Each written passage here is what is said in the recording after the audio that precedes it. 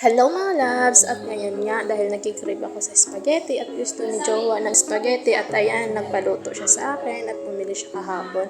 So ayan, naluto na po siya. Itidrain ko lang ang tubig dyan mga loves.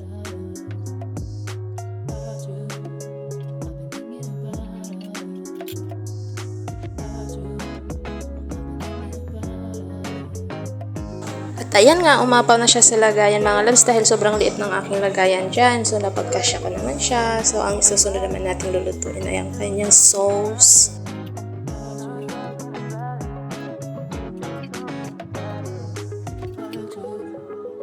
At ayan po ang ating mga ingredients, hotdog at saka giniling, bawang sibuyas. So tara mga loves, magluto na tayo.